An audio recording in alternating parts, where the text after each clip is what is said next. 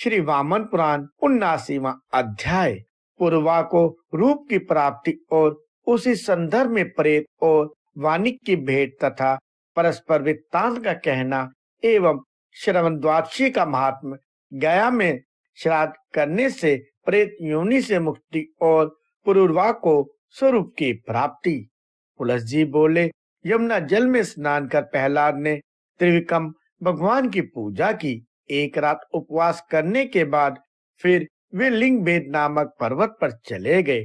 वहां विमल जल में स्नान कर उन्होंने भक्ति से भगवान शंकर का दर्शन किया एवं वहां भी एक रात निवास कर केदार नाम के तीर्थ में गए। वहां स्नान करने के बाद उन्होंने अभेद बुद्धि से शिव एवं विष्णु का पूजन किया।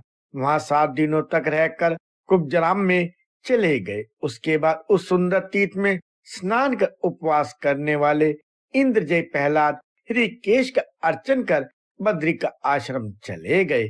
वहां रहते हुए सरस्वती के जल में स्नान कर उन विद्वान प्रहलाद जी ने नारायण का पूजन किया। फिर अत्यंत भक्ति के साथ उन्होंने वारा तीर्थ में गुरुडासन विष्णु का दर्शन और पूजन किया। वहां से भद्रकर्ण में पहुंचकर जय शशि शेखर शिव का दर्शन तथा पूजन करके बाद में विपाशा की ओर चले गए। उस विपाशा में स्नान के बाद द्विज प्रिय देवादिदेव का अर्चन कर प्रहलाद उपवास करते हुए इरावती की ओर चले गए।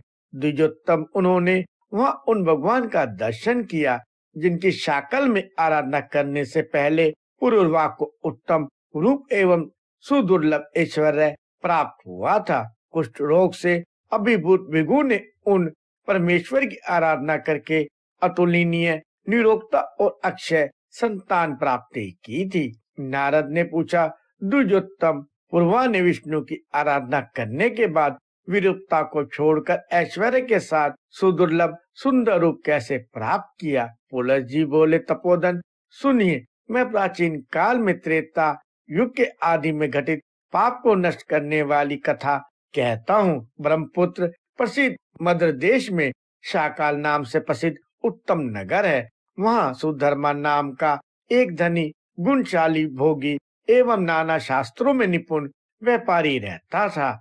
एक समय वह अपने देश में सुराष्ट्र जाने को तैयार हुआ। कली प्रिय अनेक बेची जाने वाली वस्तुओं से युक्त व्यापारियों के भारी समुदाय के साथ जाते समय मार्ग में मरुभूमि में रात में उसके ऊपर डाकुओं का अत्यंत उग्र असहनीय आक्रमण हुआ। उसके बाद सब कुछ लुट जाने से दुखी हुआ वह असहाय वनिक मरुभूमि में पागल की भांति इधर उधर घूमने लगा।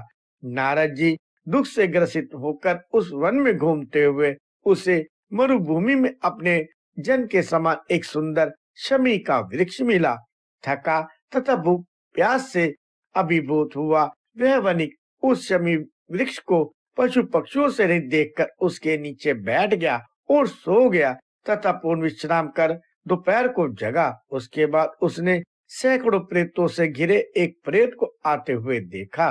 प्रेत नायक को एक दूसरा प्रेत ढो रहा था और आगे रूखे शरीर वाले प्रेत दौड़ रहे थे। वनों में घूमने के बाद वह प्रेत लौट आया था। शमी वृक्ष के नीचे आकर उसने वनिक पुत्र को देखा। स्वागत के साथ उसे अभिवादन किया। फिर दोनों ने परस्पर वार्तालाप किया। इसके बाद वह प्रेत छाया में सुखपूर्वक बैठ गया और उसने उससे कुशल पूछी और जानी। उसके बाद प्रेताधिपति ने वनिक बंधु से पूछा, साधो यह बतलाओ कि तुम कहाँ से आ रहे हो और कहाँ जाओगे? तुम्हारा कल्याण हो। मुझे यह बतलाओ कि पशु एवं पक्षियों से रहित इस बड़े जंगल में तुम कैसे आए?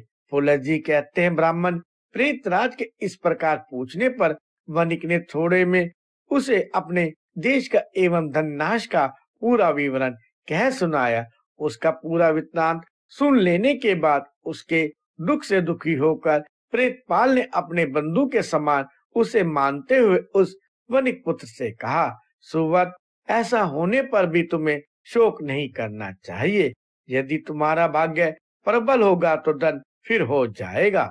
देखो, भाग्य के क्षय होने पर धनों का क्षय हो जाता है।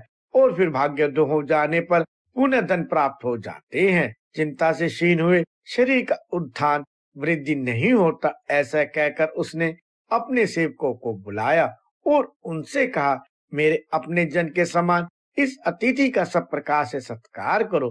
प्रेतो स्वजन दर्शन के समान ही मुझे इस वणिक पुत्र का दर्शन हुआ है। इसके मिलने से मुझे अत्यधिक प्रीति प्राप्त हुई है। उसके ऐसा कहने पर इच्छा भर भोज्य योग्य दही और भात से भरा अत्यंत दृढ़ एक नया मिट्टी का पात्र आ गया।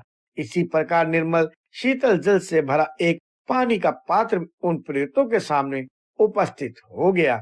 उस अन्न एवं जल को प्रस्तुत हुआ देखकर महामती प्रेत ने कहा, वानिक पुत्र, तुम उठो एवं दैनिक नित्य कृत्य करो।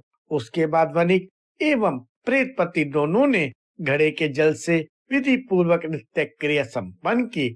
उसके बाद प्रेतपति ने पहले वणिक पुत्र को प्राप्त दही और भात दिया और तब उन प्रेतों को दिया।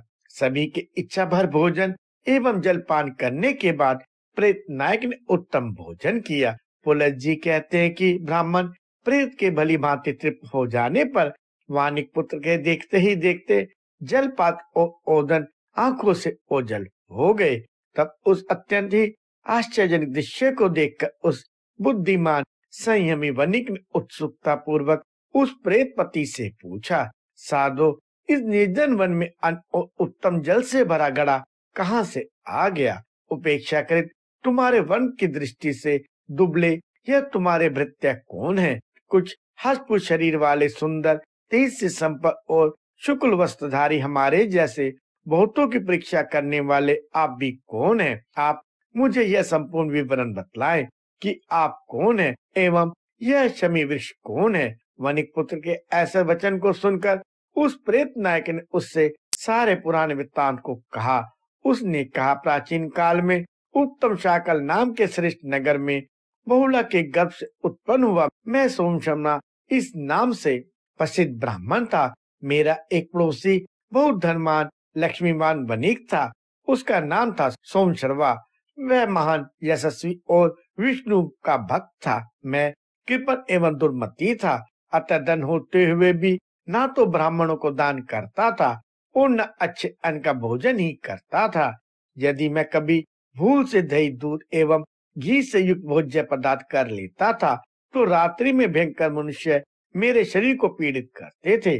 प्रातः काल मुझे मरण के समान कष्ट देने वाली भयंकर विषुचिका हैजा हो जाया करती थी। उस समय मेरे पास कोई भी बंधु नहीं रहता था। मैं किसी किसी प्रकार अपने प्राणों को धारण करता था। इस प्रकार मैं अति निर्लज पाप युक्त जीवन बिताता रहा। बेर, तिल, पिनाक, सत्तू, शाक आदि एवं बुरे अन्नों, मोटे अन्न, कोदो, सांवा आदि को खाकर समय बिताते हुए मैं स्वयं को दुर्बल कर रहा था। मुझे वहां इस ढंग से रहते हुए बहुत समय बीत गया। एक बार भाद्रपद मास में श्रवण द्वादशी की तिथि आई। तब ब्राह्मण, क्षत्रिय आदि नागरिक लोग इरावती और नंदबला नदियों के संगम में स्नान करने के लिए गए। पड़ोसी होने के कारण मैं भी उनके पीछे पीछे चला गया। एकादशी के दिन मैंने व्रत रहकर पवित्रता से उपवास किया। उसके बाद मैंने अनेक वस्तुओं, छाता, जूता और साथ ही संगम के जल से भरा नवीन दृढ़ जलपात एवं मिष्टान, दधी तथा ओदन से पूर्ण मिट्टी का पात्र ज्ञानी, धार्मिक, पवित्र श्रेष्ठ ब्राह्मण को प्रदान किया। वणिक पुत्र, मैंने अपने 70 वर्षों के पूरे जीवन में केवल वही दान दिया था। इसके सिवा अन्य कुछ भी नहीं दान किया। प्रेतान दान करके मृत्यु के बाद मैं प्रेत हो गया। मेरे अंश से जीवन धारण करने वाले इन लोगों ने भी दान कभी नहीं किया है। मैंने तुम्हें वह कारण बतलाया जिससे मेरे द्वारा किए गए अन्न जल प्रतिदिन दोपहर के समय मेरे समीप आ जाते हैं। जब तक मैं नहीं खाता तब तक उनका शयन नहीं होता। मेरे खाने और पीने के बाद सभी कुछ अदृश्य हो जाता है। मैंने जो छाता का दान दिया था वही इस शमी विष के रूप में उत्पन्न हुआ है। एक जोड़ा जूता का दान करने से प्रेत मेरा वाहन बना है। धर्मज्ञ अपने प्रेत तत्व प्राप्ति का यह समस्त विवरण मैंने तुमसे कह सुनाया और परम पवित्र और पुण्य को बढ़ाने वाली श्रवण द्वादशी का भी वर्णन कर दिया। प्रेत के ऐसा कहने पर वानिक पुत्र ने कहा, तात मुझे जो करना हो उसकी आज्ञा दे। पुलस्त जी कहते कि नारद जी, वानी पुत्र का वह वचन सुनकर प्रेतपति अपनी स्वसिद्धि की बात कहने लगा। महामते, मेरे हित के लिए तुम्हें करने योग्य कर्म मैं बतला रहा हूँ। उससे अच्छी तरह संपर्क कर लेने से तुम्हारा और मेरा दोनों का कल्याण होगा। देखो, ज्ञात तीर्थ में जाकर और स्नान से पवित्र होकर मेरे नाम उद्देश्य से तुम पिंडदान करो। सखे, वहां पिंडदान करने से मैं प्रेत भाव से मुक्त होकर सर्वस्व दान करने वालों को मिलने वाले लोक को प्राप्त कर लूंगा। भाद्रपद मास के शुक्ल पक्ष की बुधवार एवं श्रवण नक्षत्र से युक्त पुण्य बढ़ाने वाली अत्यंत मांगलिक यह द्वादशी तिथि कही गई है। वानिक के ऐसा कहकर प्रेतराज ने अपने अनुचरों सहित पवित्रता पूर्वक यथोचित क्रम से अपने पितरों के नामों को बतलाया। उसे प्रेत के कंधे पर चढ़ाकर मरुभूमि से बाहर छोड़ दिया गया। इस प्रकार वह वनिक शूरसेन नाम के सुंदर देश में पहुंच गया। उसने अपने कर्म तथा धर्म से उसने अधिक मात्रा में उत्कृष्ट एवं हीन धन उपार्जित कर लिया। उसके बाद वह उत्तम गयाशीत नाम के तीर्थ में गया। वहां क्रमशः प्रेत के उद्देश्य से पिंडदान करने के बाद उसने अपने पितरों एवं दादों को भी पिंडदान किया। उस महाबुद्धि वनिक ने अपने लिए तिल से रहित महाबोध्य नाम का पिंडदान किया। उसके बाद अन्य गोत्रों में उत्पन्न हुए के उद्देश्य से भी पिंडदान किया। द्विज, इस प्रकार पिंडदान करने पर वे प्रेत योनि से मुक्त होकर ब्रह्मलोक को चले गए। वह मनिक पुत्र भी अपने घर चला गया और श्रवण द्वादशी का यथोचित रीति से व्रत पालन करते हुए वह भी समय आने पर स्वर्गीय हो गया। गंधर्व लोक में चिरकाल तक अत्यंत दुर्लभ भोगों का उपभोग करने के बाद मनुष्य जन्म प्राप्त कर वह शाकलपुरी का सम्राट बना।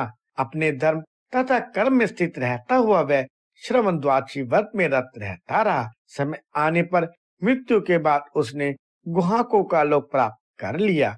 वहां बहुत काल तक ठहरकर और इच्छा अनुकूल भांति भांति के भोग्य पदार्थों का भोग करने के बाद वह मृत्यु लोक में आकर राजपुत्र बना। वहां भी क्षत्रिय वृत्ति से निवाह करते हुए वह दान और भोग में लगा रहा। गायों के अपहरण में उसने शत्रुओं को जीतकर काल धर्म मृत्यु को प्राप्त हुआ। फिर वह इंद्रलोक में गया और सभी देवों से पूजित हुआ। पुण्य का क्षय होने से नियम से सच्युत होकर वह फिर शाकल देश में ब्राह्मण हुआ। उसका रूप तो अत्यंत विद्रुप भयंकर था, परंतु वह विद्या से संपूर्ण शास्त्रों में पारंगत था। द्विज, उसने अनुपम सुंदरी ब्राह्मण कन्या से विवाह किया। वह ललना अपने अत्यंत शीलवान पति को भी कुरूप मानकर निरादर करती रहती। इससे वह बहुत दुखित हो गया। उसके बाद ग्लानि से भरकर वह इरावती के तीर पर स्थित महान आश्रम में पहुंचा और नक्षत्र पुरुष के द्वारा स्थापित सुंदर रूप धारण करने वाले जगन्नाथ भगवान की आराधना की। इस प्रकार उसी जन्म में परम सुंदर रूप प्राप्त कर वह अपनी भार्या का प्यारा एवं ऐश्वर्य से संपन्न हो गया। पूर्व के अभ्यास से संयत रहने वाला वह श्रवण द्वादशी का भक्त बना रहा। इस प्रकार पहले कुरूप रहने पर भी भगवान की कृपा से वह श्रेष्ठ ब्राह्मण कामदेव के समान सुंदर रूप वाला हो गया और स्वर्गीय होकर दूसरे जन्म में राजा पुरुवाह हुआ। इस प्रकार श्री वामन पुराण में 79वां अध्याय समाप्त हुआ।